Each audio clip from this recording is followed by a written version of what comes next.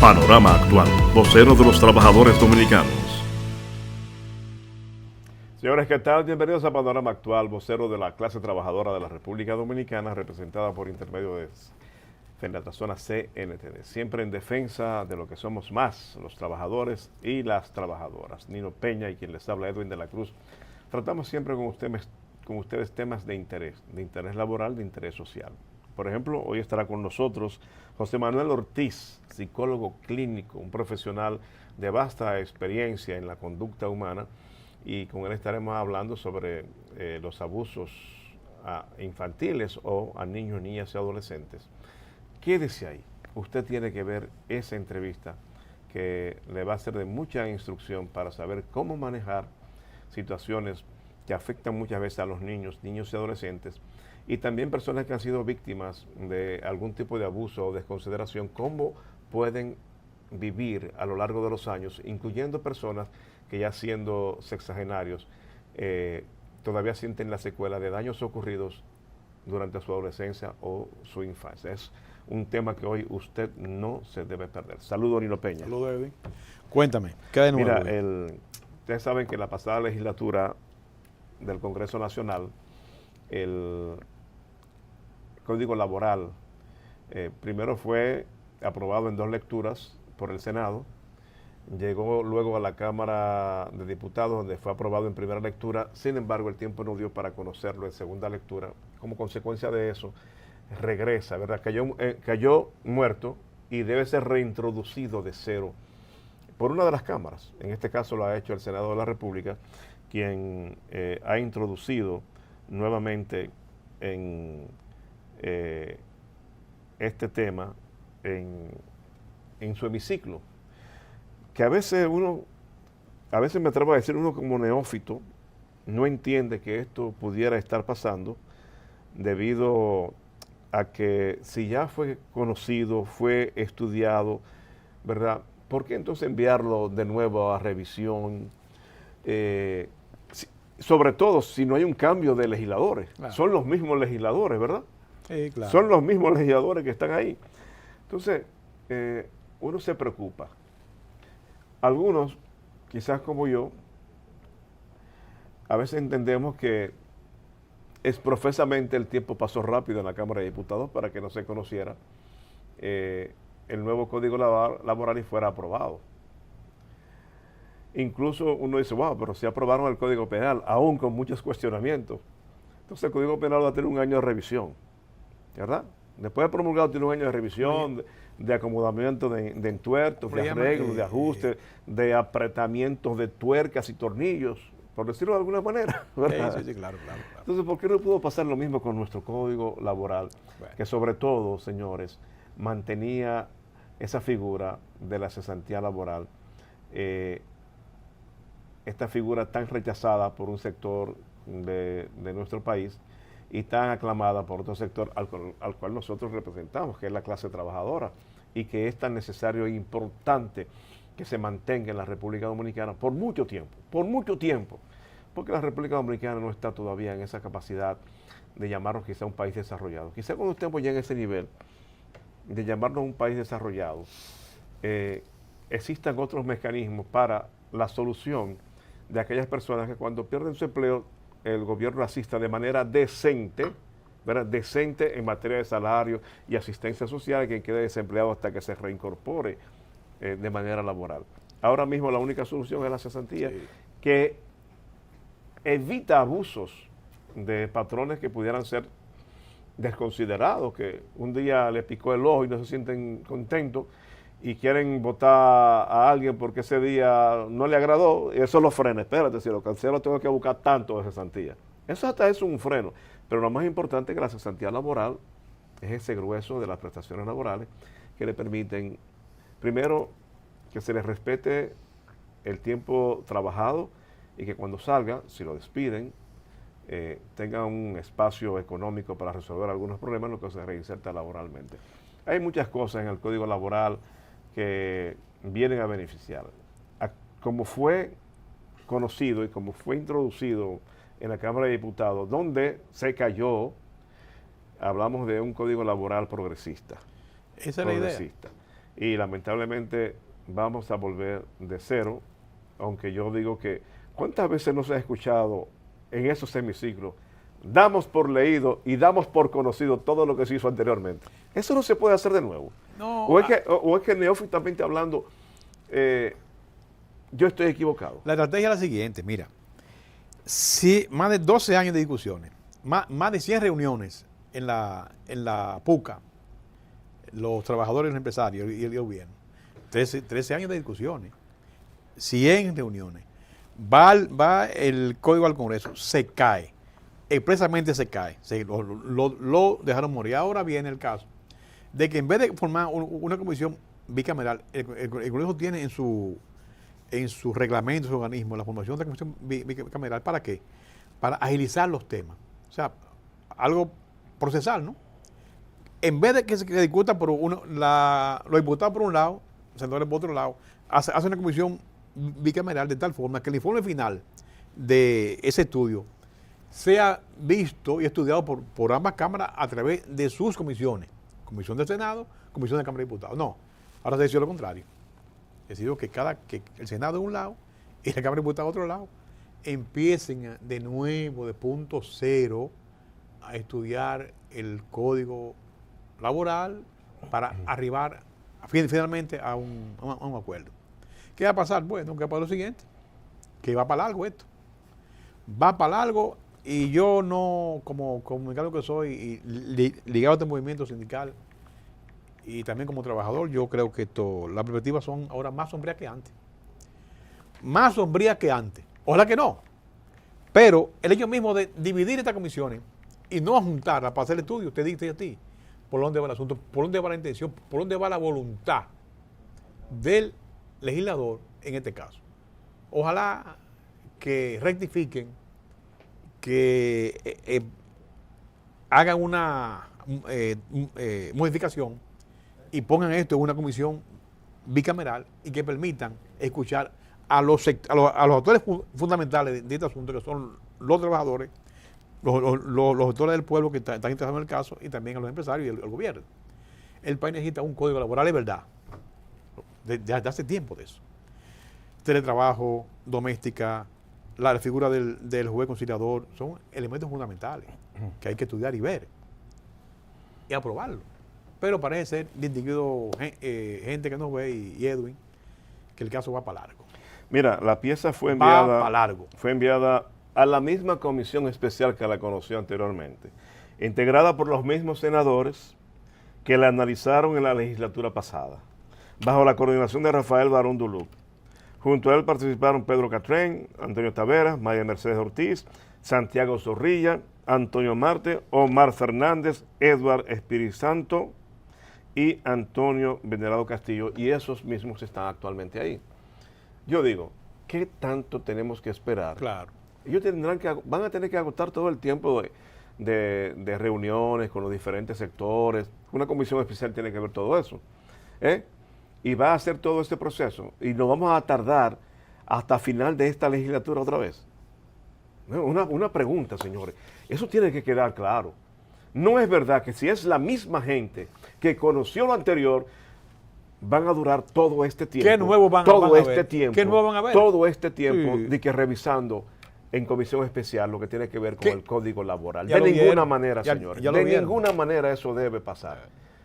Yo pienso que lo más correcto es, como dije hace un momento, dar como conocido, bueno y válido todo lo que se hizo anteriormente, porque son los mismos actores y creo que nada va a cambiar. El sector empresarial va a ir con la posición que sostuvo allí, el sector de los empleadores y los trabajadores va a ir con la misma posición que sostuvo allí, y los legisladores, honorables legisladores, ya tienen conocimiento de eso. Enviarlo a la Cámara de Diputados para que no nos llegue el final de la legislatura, porque señores, se va a ir, tú verás que se de va a ir. horas para el cierre de la legislatura. Se va a ir, tú verás. Y a mí, y yo reitero, y son muchos los que piensan como yo, el hecho de que se manejara de esa manera fue algo producido exprofesamente. Dividieron la comisión. Exprofesamente Sí, claro. para que se cayera en la segunda lectura por falta del supuesto tiempo. Bueno. Bueno. Ojalá resolvamos eso. Señores, vamos a nuestro invitado especial en este día. Es un plato fuerte en materia de salud mental, de protección de los niños, niñas y adolescentes desde el punto de vista de un psicólogo clínico experto en estas áreas. Así que quédense con nosotros, regresamos en breve.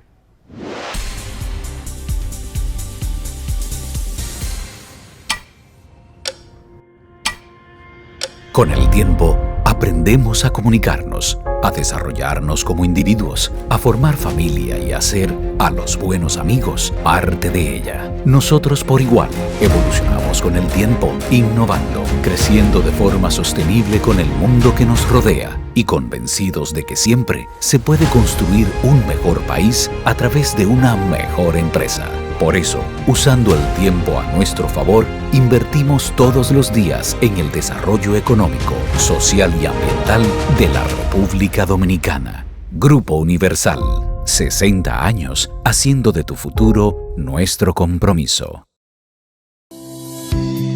El bienestar individual y familiar de los dominicanos es un compromiso que asumimos con firmeza inquebrantable todos los días.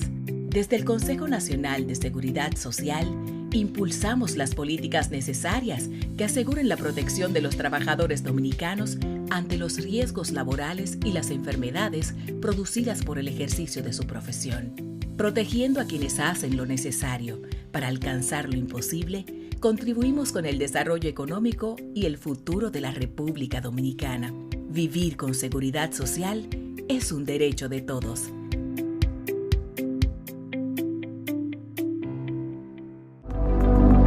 Cada día, millones de dominicanos salen a trabajar con un solo objetivo: buscar el bienestar de su familia y volver a casa. En Idopril prevenimos y protegemos los derechos de todos los trabajadores, respaldados por la Ley 397-19 para que trabajen en un ambiente seguro y digno. Somos tus aliados para que la seguridad no sea una opción, sino un compromiso. Idopril. Prevención, salud y seguridad laboral. Responsabilidad de todos.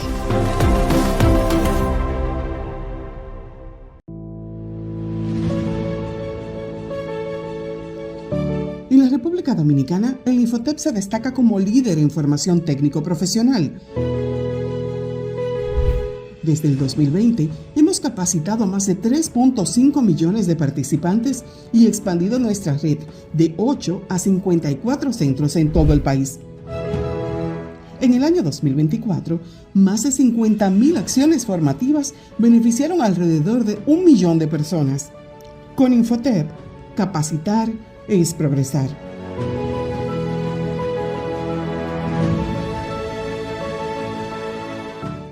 Señores, Coop Eclof impulsa tu desarrollo. En Coop Eclof usted puede conseguir financiamiento para su iglesia, préstamos eclesiásticos, préstamos para colegios, préstamos agropecuarios, préstamos para personas incluso con más de 65 años de edad, préstamos para comerciantes, préstamos para mejoras de vivienda, préstamos para compra de equipos y electrodomésticos, préstamos para recuperación de crédito, préstamos personales de consumo, cuentas de ahorro, certificado de depósito fijo y además la educación financiera. Así que le invitamos a contactar a Coop Eclof llamando al 809-333-5273. Coop Eclof.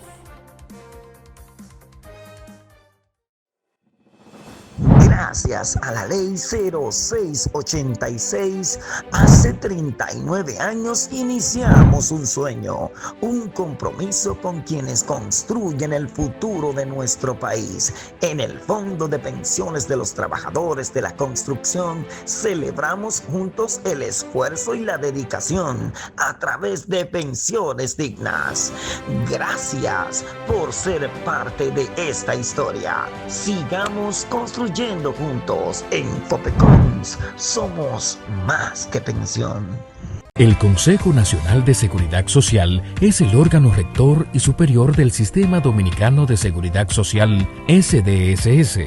Tiene a su cargo su dirección y conducción, y como tal es el responsable de establecer las políticas, regular su funcionamiento y de las instituciones que lo integran.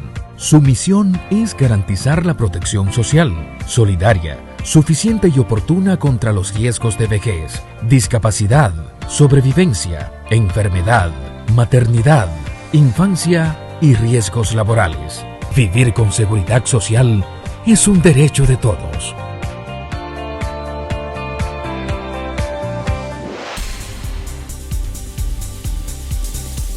Señores, gracias por continuar con Panorama Actual. En esta ocasión recibimos a José Manuel Ortiz. Él es el actual secretario de Divulgación del Colegio Dominicano de Psicólogos, CODOPSI, y también es el director del Centro de Aprendizaje y Cambio, CEAPSI. Él cuenta con más de 15 años de experiencia en la atención clínica, la formación universitaria y también en la orientación comunitaria.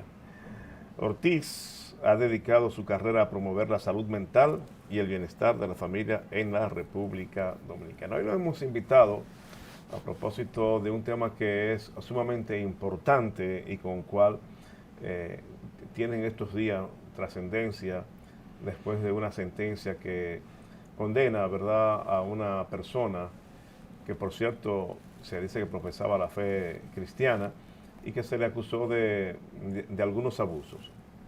Entre otros temas, vamos a abordar aquí el tema de la violencia infantil. En eso quizás pasamos un momento por los abusos que se pueden producir o los diferentes tipos de abusos que afectan a la niñez y cómo construir de paso un entorno más seguro y más sano para el desarrollo de los pequeños, los niños, niñas y adolescentes, para que queden todos allí involucrados. Bienvenido, Ortiz, a Panorama Actual. ¿Cómo se siente? Muchísimas gracias, Edwin. Me siento muy contento de estar aquí con Ortiz. ustedes. Gracias. Que no es bienvenido Ortiz, sino bienvenido Ortiz. Muchas gracias. Bueno, siempre vamos a hablar de los niños, las niñas y adolescentes, de diferentes tipos, de diferentes vertientes. A mí me gustaría primero empezar preguntándole, ¿cuál sería el ambiente más sano para el desarrollo de un niño o una niña o los adolescentes ambos sexos? ¿Cuál sería el ambiente más sano? Después abordaremos quizás los problemas que están afectando. El ambiente ideal para una persona crecer es la familia, que la familia se concibe como ese núcleo primario de apoyo. Y hablamos de familia para referirnos a esa familia biológica, porque sabemos que está la familia extensa. La familia biológica, siempre que sea posible, la presencia de mamá, la presencia de papá, y si hay hermanos, los hermanos. Cuando no es posible esto, puede que hayan otros miembros, como abuelos y demás, aunque hoy en día, justamente por todos los cambios sociales que se viven, encontramos sistemas donde hay niños creciendo en otros entornos, como es el caso de la niña que recientemente perdió la vida, esa niña de 7 años que la madre le había dado en tutela a una amiga. ¿Cuál es? Así es. Terrible esto, ¿verdad? Demasiado terrible. Sí. En la República Dominicana hay informes que señalan que una gran parte importante de los delitos sexuales involucran a menores de edad. Menores de edad, y como victimarios encontramos familiares de primera línea en la mayoría de los casos. Entiéndase, padre, tíos, hermanos mayores, abuelos, y también en algunos casos están los padrastros. Digo en algunos casos porque no para alivianar o mejorar la imagen del padrastro, sino que no se espera, por ejemplo, que el padre biológico de una menor o de un menor vaya a abusar de este. Sin embargo, ocurre en casos numerosos. Entiendo. Entonces, las consecuencias emocionales que viven los niños, las niñas o los mismos adolescentes, ¿cuáles serían? Porque como está claro, la violencia de tipo sexual o el abuso sexual se produce con personas cercanas. Es muy raro y extraño que se pueda producir con uno que acaba de llegar. Son rarezas, ¿verdad? Claro. Entonces, ¿cuáles serían las consecuencias? Pregunto, en el caso que mencionamos al principio, donde se condenó, al menos en primera instancia, a una persona acusada de abusar de varias niñas, se menciona que una de las niñas, cuando fue al tribunal y lo vio enfrente de él, entró en pánico. Así es. Cuando estuvo enfrente de él, entró en pánico. Entonces, ¿qué situaciones emocionales vive? ¿Qué daño psicológico puede experimentar? ¿Cómo se va a desarrollar eso en la medida en que crece? ¿Y cómo parar ese daño? Fíjate, Edwin, quisiera conectar tu pregunta con la que hacías al inicio de cuál es el ambiente ideal para que un niño crezca. Y decíamos que la familia, pero la familia debe tener unas ciertas condiciones. Tiene que ser una familia que provee satisfacción a las necesidades físicas del niño, pero también a las necesidades afectivas. Esa familia en la que se brinda seguridad, en la que el niño se siente que le escuchan, siente que realmente es atendido. Ese es el entorno ideal. ¿Qué sucede?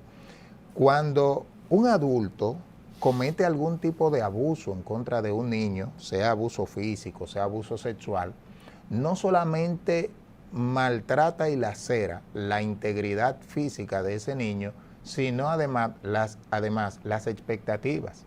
El niño no espera que mami, que tío, que abuelo, que son las personas que están para protegerme, sean esas mismas personas las que me hagan daño. Y pudiéramos hacer referencia aquí a casos que hemos tratado en algún momento de personas que han destapado situaciones que vivieron de abuso durante su infancia, lo han destapado después de los 30 años de vida. Y recuerdo el caso de una adolescente que estuvimos tratando durante un tiempo, que su padre biológico era la persona a quien abusaba de ella, y ella había estructurado toda una historia en la que ella había creado un personaje ficticio que era supuestamente quien abusaba de ella, probablemente inconsciente o conscientemente con el fin de proteger a su padre.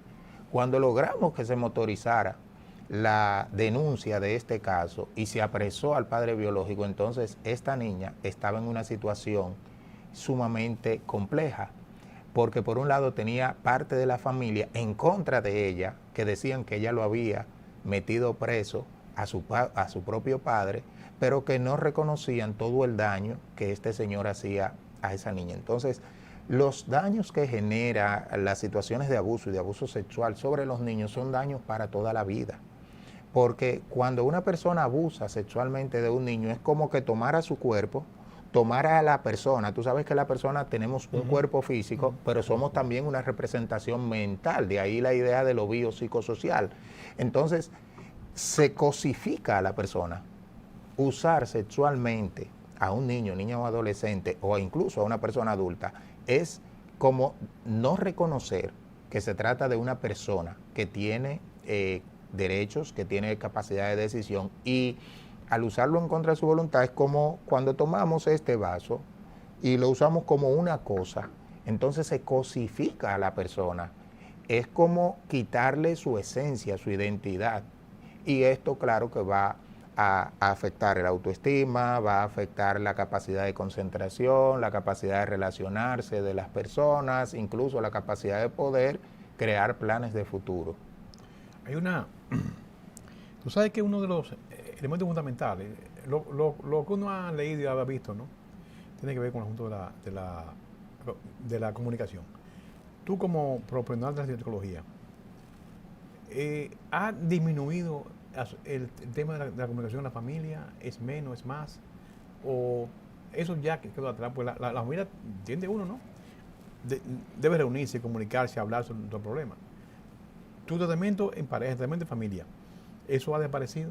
¿O ha crecido? ¿O ha disminuido? ¿Cómo? Bueno, tenemos la percepción, no podemos afirmar esto porque no tenemos un estudio, pero tenemos la percepción de que ha habido una disminución importante en las interacciones positivas y propositivas a lo interno de las familias. Y tenemos la percepción por lo siguiente: en la medida en que crece el uso de los dispositivos electrónicos, en la medida en que las personas estamos sumergidos en el mundo virtual, entiéndase, usando el celular, utilizando las redes sociales, nos vamos desconectando del mundo físico. Pero también en el mundo del trabajo actual, las familias que emigran del campo hacia la ciudad y que dejan la esa especie de vecindad en que vivía toda la familia cercana y que cuando la mujer si salía, el niño quedaba al cuidado de la abuela, eso se ha ido perdiendo. ¿Por qué? Porque en la ciudad la gente se muda lejos de la familia. De hecho,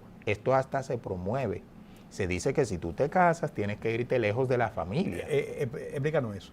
Entonces, es interesante. Sí, la gente tiene esa idea porque entiende que al irse lejos de la familia habrá menos intromisión de parte de la familia, de la mujer o del hombre en la vida matrimonial.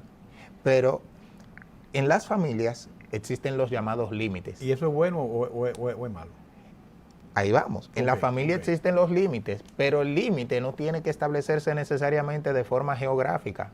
El límite se establece a través de hasta dónde yo te doy participación en mi vida. Exacto. Hay personas que tienen un amigo que vive en Estados Unidos y cada problema que tienen con su pareja se lo cuentan. Entonces esas personas han roto el límite que separa y ese amigo puede opinar en su vida de pareja. Entonces ahí no hay límite. Entonces, de si es bueno o es malo, lo que debemos considerar es que, como todo en la vida, tendrá aspectos positivos y tendrá aspectos negativos. Vivir cerca, por ejemplo, de la familia de uno de los padres o de ambos, va a facilitar que los niños, en vez de ser cuidados por un extraño, estén bajo el cuidado de la familia extensa.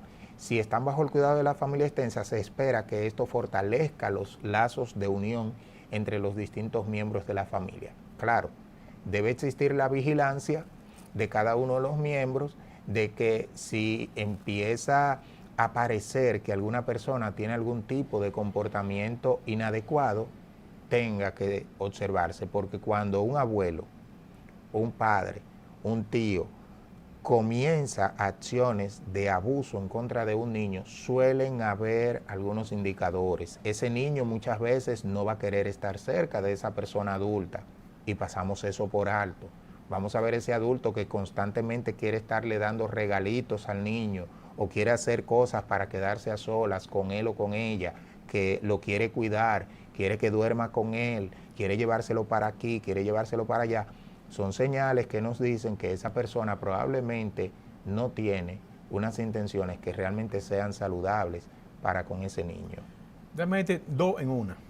Voy por donde tú estás planteando. Mira, 41 niñas menores de 14 años murieron a manos de familiares conocidos del 20 al 24. 41, 4 años. Una cantidad enorme. Horror. Claro. Mira por dónde va la sociedad.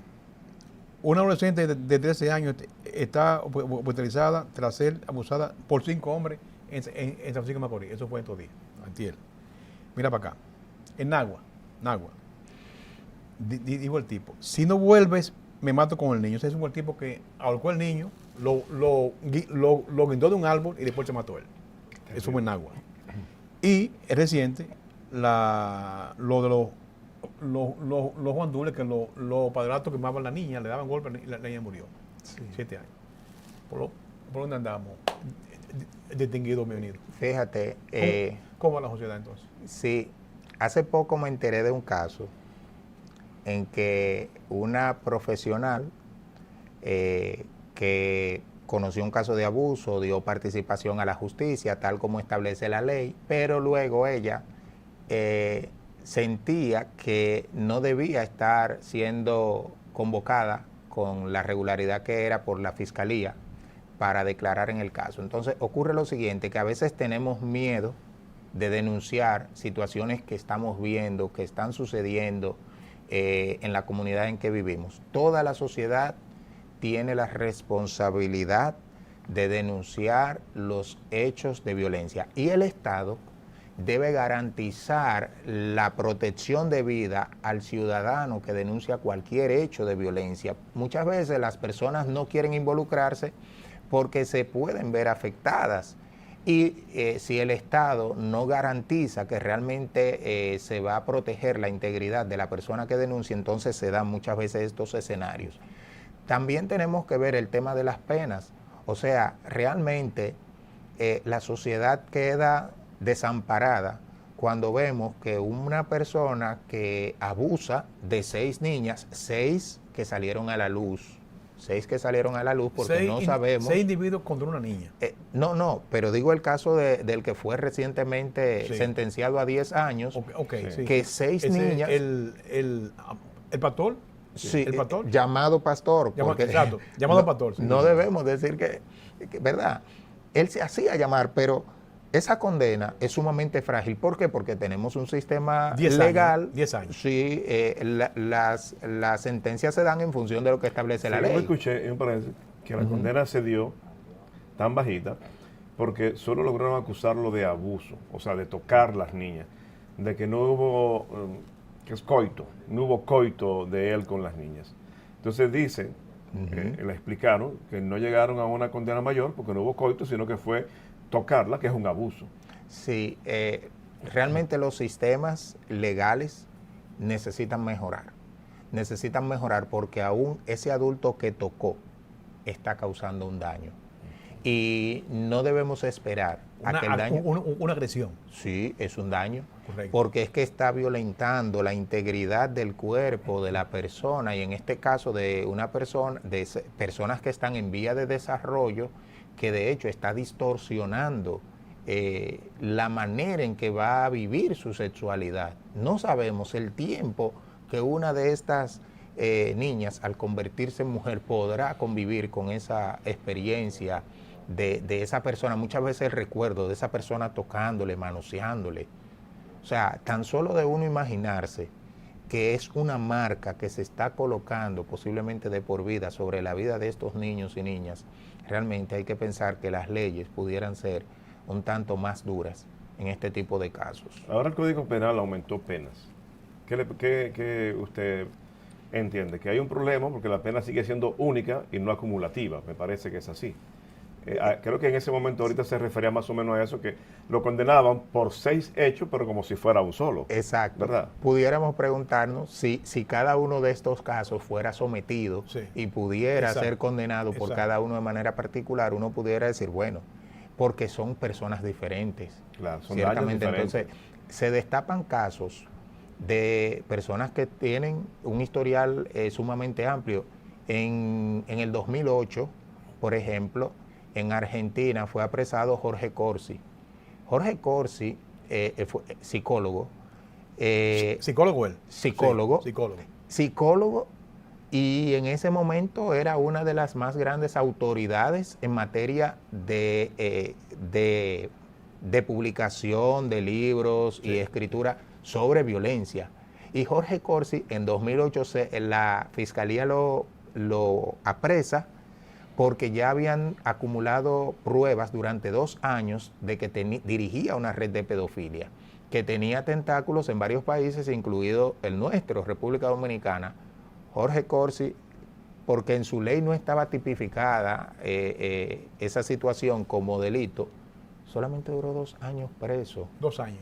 Y habían testimonios de niños que decían cómo él había abusado de ellos. Entonces, el tema legal de cómo las leyes manejan ciertos aspectos termina siendo un elemento que de alguna manera influye en que algunos individuos no pongan freno a esos deseos desmedidos de probar cosas que al final terminan haciendo daño a la sociedad. La consecuencia es débil. Una pregunta que siempre me ha preocupado. Mira, el criminal, el asesino, un asesino, un juez asesino, está preso en la cárcel, ¿no? Preso. Cuando pasan estos casos así, que un tipo abusa de una niña, un niño, y lo mata, hay una reacción de los presos. No quiero decir que con esto estoy reivindicando que el preso es un santo, ¿no? ¿A qué se debe que los presos agarren a esa gente y le den su palo y le den su golpeada y con todo? ¿A qué se debe eso? ¿Es la justicia del hombre como tal, que se reivindica como ser humano o qué? A eso añadir, permiso añadir, es un caso, es muy frecuente. Se habla de que abusan de niños o los patricidios o matricidios, cuando van a la celda los reciben de esa manera, incluso hasta los violan. Sí. Dicen eso. Entonces, a mí siempre me llama la atención, son personas que están condenadas por algún delito grave generalmente, y reaccionan de esa manera porque entendieron que aquel delito no debió pasar. Como el caso de una violación a un niño o una niña. Le sale de que todos no somos totalmente malos ni totalmente buenos. Bueno, esa frase yo creo que es muy cierta, porque de hecho se va de la mano con algo que decía otra persona, de que no hay nada tan bueno que no tenga algo de malo y nada tan malo que no tenga algo de bueno. Fíjate lo siguiente, cuando nos enteramos de cualquiera de estos casos que han sido mencionados aquí en el programa, de una persona que abusa de un indefenso, la mayoría de los seres humanos, muchas veces, además de la gran conmiseración que sentimos ante este niño, esta identificación, muchas veces viene alguna emoción negativa de uno querer de alguna manera reivindicar los derechos de ese niño, de esa niña. ¿Cuál es la diferencia entre el que está libre y el que está preso? El que está libre de alguna manera reprime ese deseo de venganza porque sabe que no debe tomar la venganza en sus manos, hay consecuencias. Y además tenemos un freno social que hemos venido desarrollando, que es la conciencia de que existe una justicia, existe un mecanismo. El que está ajeno a su libertad probablemente no tenga estos mismos mecanismos de contención. Con esto no estamos afirmando de si eso ocurre o no, sino de que si realmente ocurriese, probablemente un elemento que podría influir para que los que están faltos de su libertad, ¿verdad?, puedan proceder de esa manera, es que no tienen ese freno social, no serán imputados por esa situación. Además de que si algo ocurrió y no se descubrió quién fue que lo hizo o si fue un grupo, no serán probablemente procesados por ese tipo de casos. Entonces la idea es que el que está en libertad analiza la situación, tiene ese freno social, tiene ese punto de contención que el que está preso no precisa. Vamos a hacer una pausa para cumplir con algunos compromisos y regresamos en breve con estos temas tan interesantes. Y cuando regresemos, yo voy a solicitar que nuestro invitado aborde la secuela de daños que sufren las personas que han sido abusadas de manera sexual, en qué tiempo suelen salir y qué tanto va a impactar eso a lo largo de su vida, pero de ahí daremos un paso a otro tipo de agresión que no tiene que ver con lo sexual, pero sí tiene que ver con daño y maltrato a los niños, niños y adolescentes. Regresamos en breve.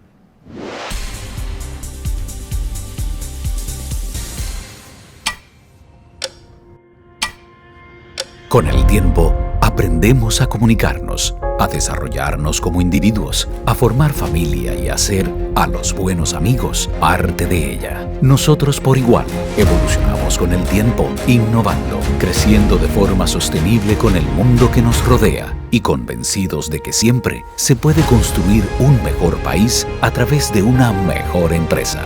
Por eso, usando el tiempo a nuestro favor, invertimos todos los días en el desarrollo económico, social y ambiental de la República Dominicana. Grupo Universal, 60 años haciendo de tu futuro nuestro compromiso. El bienestar individual y familiar de los dominicanos es un compromiso que asumimos con firmeza inquebrantable todos los días. Desde el Consejo Nacional de Seguridad Social, impulsamos las políticas necesarias que aseguren la protección de los trabajadores dominicanos ante los riesgos laborales y las enfermedades producidas por el ejercicio de su profesión. Protegiendo a quienes hacen lo necesario para alcanzar lo imposible, contribuimos con el desarrollo económico y el futuro de la República Dominicana. Vivir con seguridad social es un derecho de todos.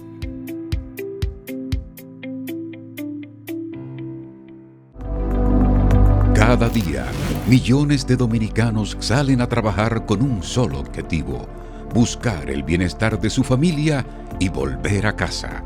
En Idopril prevenimos y protegemos los derechos de todos los trabajadores, respaldados por la Ley 397-19 para que trabajen en un ambiente seguro y digno. Somos tus aliados para que la seguridad no sea una opción, sino un compromiso. Idopril, prevención, salud y seguridad laboral, responsabilidad de todos.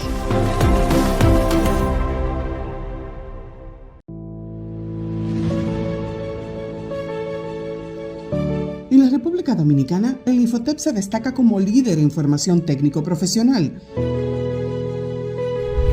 Desde el 2020, hemos capacitado a más de 3.5 millones de participantes y expandido nuestra red de 8 a 54 centros en todo el país. En el año 2024, más de 50.000 acciones formativas beneficiaron alrededor de 1 millón de personas.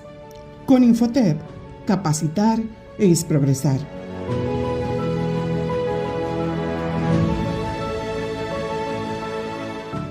Señores, Coop Eclof impulsa tu desarrollo.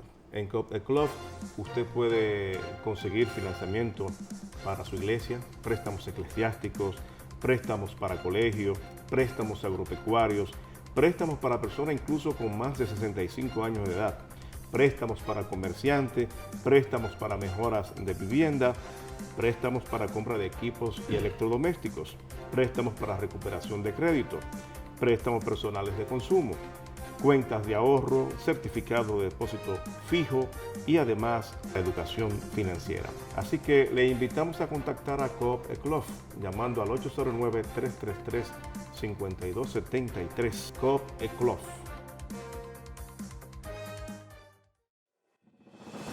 Gracias a la ley 0686, hace 39 años iniciamos un sueño, un compromiso con quienes construyen el futuro de nuestro país. En el Fondo de Pensiones de los Trabajadores de la Construcción, celebramos juntos el esfuerzo y la dedicación a través de pensiones dignas.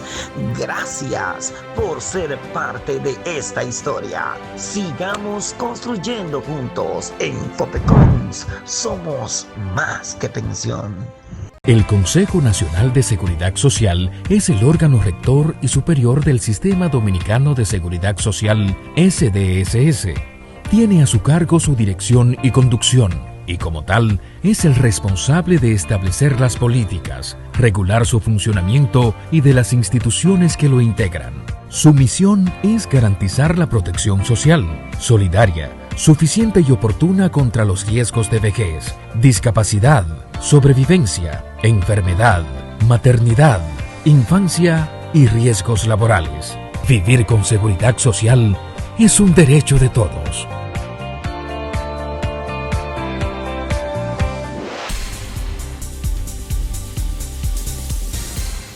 Bien, señores, al momento de ir a la pausa, expresamos nuestro interés de que nuestro invitado nos hable un poco de las secuelas, las consecuencias, las vivencias que tiene un niño o niña o un adolescente luego de ser abusado sexualmente. ¿Qué tanto eso va a impactar su vida a lo largo del tiempo? ¿Y en qué momento se cree que pudiera tener una recuperación, o si no la va a tener, o si es necesariamente obligatorio que esta persona víctima de estos actos tiene que recibir ayuda profesional? Y de paso, entramos por ahí con el tema que tiene que ver con los otros tipos de abusos que no son sexuales en los niños y adolescentes. Sí.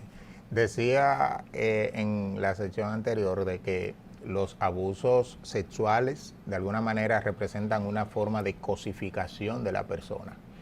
Esto tiene una repercusión directa sobre la percepción que el niño tiene de sí mismo, o sea, su autoestima se va a ver afectada. Y a través de la afectación de su autoestima, que se verá inferior a los demás, muchas veces está la experiencia de sentirse sucias o sucios casi todo el tiempo, no se vuelven muy hipersensibles al toque, o sea, hemos conocido la experiencia de personas que les resulta difícil poder tolerar que alguien les toque, y cuando entran justamente en relaciones de pareja, entonces disfrutar de la relación sexual con su pareja les resulta muchas veces muy tedioso, y muchas veces necesitan incluso acceder a los servicios de algún terapeuta sexual que les ayude a poder procesar toda esa situación. Entonces, el abuso va a afectar la manera en que estas personas se relacionan, porque a partir de la experiencia de abuso la persona vive hipervigilante, cuidando cómo el otro lo mira, cómo el otro habla acerca de él, cómo se le acerca. Entonces, de alguna manera, los abusos sexuales alteran la forma en que la persona se percibe a sí misma y a través de esto la forma en que se relaciona con los demás. Debo resaltar que cada experiencia es única y que por tanto una persona que es abusada puede tener una repercusión a largo plazo que le genere unas consecuencias muy marcadas, mientras que otra puede tener unas consecuencias poco visibles, poco sentidas. Hay unos autores que dicen que el abuso sexual suele darse por una de dos formas principalmente, o vías. Ellos hablan del abuso por seducción y el abuso por coacción. Y entonces plantean que cuando el abuso se da por seducción, los efectos tienden a ser, en términos de dolor, tienden a ser negativos. Entiéndase abuso por seducción cuando una persona adulta enamora a un niño con cosas, cuando le vende la idea de que eso que está sucediendo es normal, que todos los abuelos o todos los padres o todos los tíos lo hacen con el niño, y de alguna manera lo hace como cómplice, partícipe, lo induce a que éste participe de manera suave en lo que está sucediendo. Distinto al abuso por coacción, cuando el adulto amenaza, intimida, se impone, incluso las amenazas de que si se lo dices a alguien te voy a matar, que voy a matar a tal o cual persona, a tu mamá. Cuando es así, entonces la situación es mucho más difícil. Pero en síntesis, el abuso genera consecuencias que muchas veces van a estar a lo largo de los años. Y fíjate, Edwin, el primer caso como psicólogo que traté de abuso sexual fue el de una señora de 61 años de edad. ¿Cómo? Fue abusada a los 13 años. Oh, Dios. Y ella abrió ese tema cuando tenía 61 años de edad. Oh. ¿Por qué habló de ese tema? Porque fruto de esa situación de abuso, ella quedó embarazada a los 13 años de edad. Ese niño nació, creció, y en esa etapa de su vida, ese niño empezó a exigirle a ella que él quería conocer a su papá. Oh. Pero él no conocía la historia. Y es en ese momento que esa señora busca ayuda a través de una nieta, busca ayuda justamente, y esa nieta es que nos contacta y empezamos a prestarle la asistencia porque ella no sabía cómo tratar el tema con su hijo, porque ella decía que tan solo de pensar en ese individuo que había abusado de ella se ponía nerviosa. Oh. O sea, desde los 13 a los 61 estamos hablando de más de 40 años de diferencia, y aún en ese momento ella temblaba de pensar. Una etapa que no se superó. Así es. Hay un caso que la sociedad dominicana fue estremecida grandemente, casi igual o superior al caso del niño Llena, que es el símbolo del abuso en Dominicana con la infancia. Mira, el 18 de febrero del 2018, perdón, el 9 de febrero del 2018, el señor Víctor Alexander Poderal Mendoza, alias Greña o Chaman Chacra, ahí por el kilómetro 8 de la Sánchez, yo vivo por la zona, mató a 3 hijastros de él y a la mujer, lo que vivía, ambos 32 años. Entonces la pregunta, ¿por qué él era heavy metal? Heavy metal, unos son heavy metal, otros son de naciones. O sea, son muchachos sin perspectiva que se meten en esa vaina y tienen un vacío existencial terrible. Entonces, se hacen de heavy metal o naciones y su vida les cambia. Giran alrededor de lo diabólico, de la perversidad. ¿Qué lleva a esos muchachos? En este caso, un hombre ya, tipo Chacra es un hombre de 32 años. Pero conozco muchos casos así de naciones. ¿Qué puede llevar a una persona si la influencia ideológica, la influencia filosófica extraña, pervertida, que ellos abrazan o lo toman como una forma de vida? ¿Qué lo lleva a ellos a cometer esas barbaridades? Sí. Fíjate, voy a hacer un planteamiento que puede ser un poco complejo. Cuando uno ve un escenario como ese, es muy fácil decir, esa persona necesariamente tenía un desajuste mental. O sea, una persona con un adecuado nivel de salud mental no haría algo así. Pero legalmente no es algo que se deba decir, porque si afirmamos que hay un desajuste mental, entonces esta persona no puede ser procesada como responsable de los hechos que ha cometido, cuando en realidad lo es. Nosotros entendemos que cuando una persona comete algún hecho de esta naturaleza, evidentemente su salud mental estaba comprometida. No necesariamente que existiese alguna patología de las que están descritas en el DSM, pero esta persona no estaba en el debido uso de sus facultades. ¿Por qué? Porque ¿cómo una persona es capaz de quitar la vida a un niño? Cuando una persona adulta ve a un niño, el sentimiento que suele florecer, sobre todo si el niño se ha hecho algún daño, es de protección. Correcto, protección, sí. Es de protección, porque los vemos como tan frágiles, tan vulnerables. Entonces, sí, posiblemente todo ese estilo de vida de estar expuesto a situaciones negativas, horrorosas, diabólicas, pudiera eso desensibilizar a la persona para realizar ese tipo de acciones. Tres niños como todo él. Sí, definitivamente.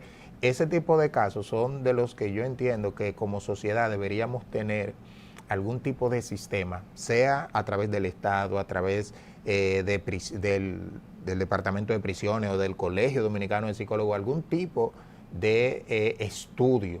O sea, personas de esa naturaleza deberían ser estudiadas, no hacerle pruebas en un momento y ya, sino realmente estudiar su conducta durante algunos años, porque eso puede darnos pistas para poder prevenir situaciones futuras. Correcto. O sea, ese tipo de individuos definitivamente entiendo que no estaba pensando como una persona común y corriente dentro de la sociedad. Bien. Saltando ya el tema de la violencia sexual en niños, niñas y adolescentes, ¿qué otro tipo de abusos no sexuales impactan en la vida de estos?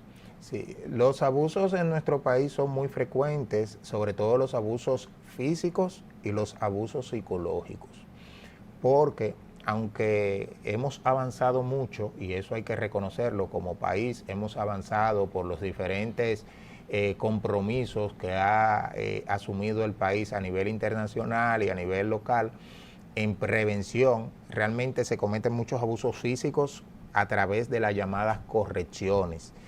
Personas que golpean a los niños, personas que así como este doloroso caso de los guandules, que se cometieron actos de barbarie, de tortura, porque la persona cree que está corrigiendo, pero se dan excesos. Las personas a veces, la persona adulta que tiene bajo nivel de tolerancia a la frustración, cuando va a corregir, lo que hace es que descarga. Y entre los abusos verbales y muchas veces psicológicos, se resta valor al niño, se le dicen palabras impropias y muchas veces ni siquiera se le escucha. Entonces la gente no reconoce que una forma de abuso es no escuchar al niño, no darle la participación. Y digo esto porque cuando un niño necesita que se le escuche, es su persona. Y no escucharle es como si se le anulase, como si se le dijese, tú no existes. Y cierro con esta situación. Mira, esta señora que te comentaba, de 61 años, ella vivía con el dolor de ese abuso. Pero ella decía que lo que más le dolió a ella fue que ella estaba, siendo de un campo, estaba en la ciudad, en casa de una persona que la mandaron para que siguiera estudiando. Ahí se produce la situación de abuso y cuando la persona la devuelve a su casa, metiste la pata, la devuelve a su casa. Ella dice que lo que más le dolió es que en su casa nadie le preguntó qué fue lo que pasó.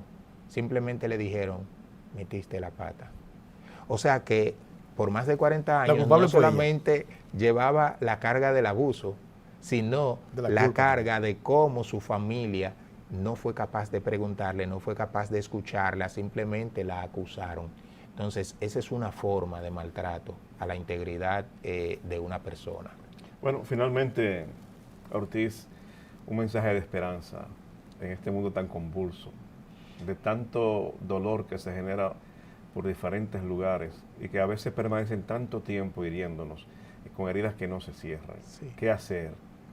Necesitamos fortalecer la familia. La familia se fortalece a través de los espacios de compartir, el salir juntos, trabajar menos y estar más juntos. ¿Cómo es trabajar menos? Trabajar Me menos, gustó, me gustó eso. trabajar menos y estar más juntos porque hoy día, por las tantas necesidades que se nos han creado, trabajamos tanto para poder suplir necesidades materiales y descuidamos las necesidades afectivas. Entonces la familia necesita que se alimente el afecto.